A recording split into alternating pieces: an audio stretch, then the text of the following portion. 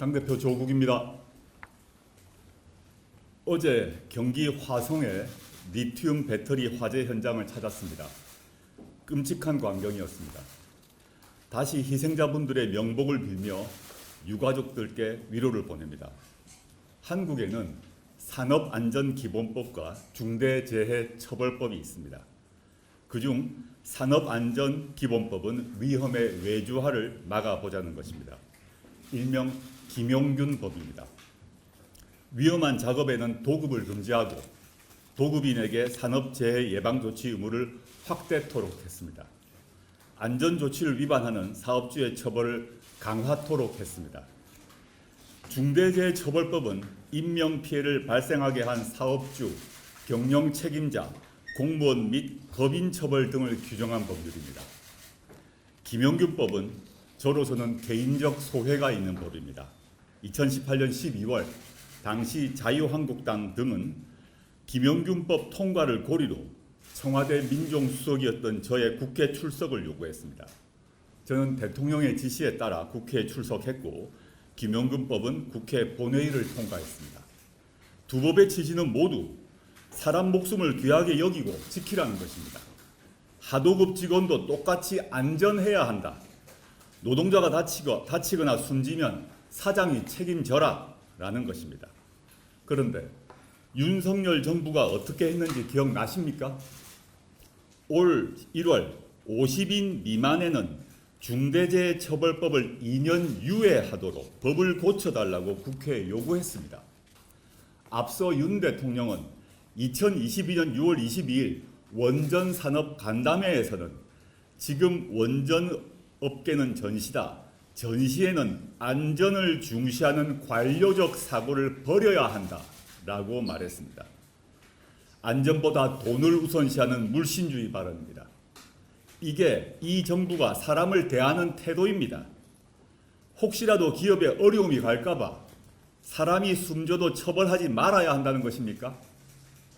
윤석열 정부가 매기는 노동자 목숨값은 사업장 규모에 따라 다릅니까? 그러니 사업장 안전사고는 끊이지 않고 작은 기업, 하청업체 직원들만 희생되고 있습니다. 이 정부가 계속되는 한 반복될 것입니다. 그랬던 윤석열 대통령이 어제 화재 현장에 와서는 다시는 이러한 사고가 재발하지 않도록 유사업체에 대한 안전점검과 재발방지 대책 수립에 만전을 기하라 이렇게 말했습니다. 불과 5달 전 자신이 한 말을 뒤집은 것입니다. 세상에 이런 양두구육 일구이원 정권이 어디 있습니까? 그 두 얼굴에 몸서리가 쳐집니다. 정부는 화재 사고 원인과 책임 소재를 따져 사업주나 법인 등의 문제가 있다면 분명히 벌여야 할 것입니다. 윤석열 대통령이 어제 6.25 전쟁 기념식 발언 중 제대로 들었나 하고 의심이 가는 내용이 있었습니다.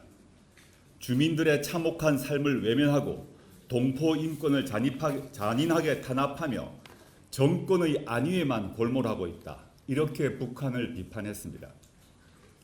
주민들의 참혹한 삶, 인권 탄압, 정권의 안위에만 골몰, 이거 고해성사 아닙니까? 북한을 비판만 했지 자신은 안 돌아보는 것 같습니다.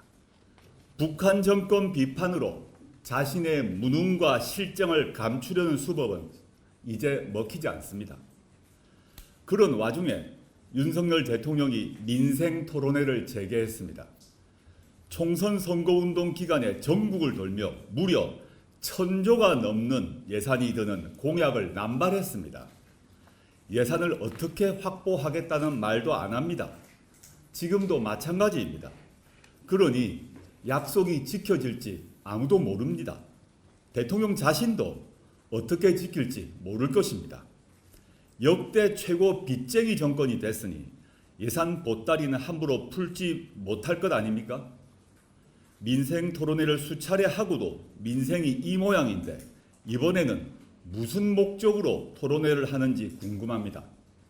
민생은 참혹한데 인권 탄압을 일삼는 윤석열 정부가 정권 안위를 위해 비일공짜 공약을 내놓는 형국입니다. 경고하는데 용산 방탄을 할 목적이라면 당장 그만두십시오. 거짓말은 지금 해놓은 것으로도 넘칩니다.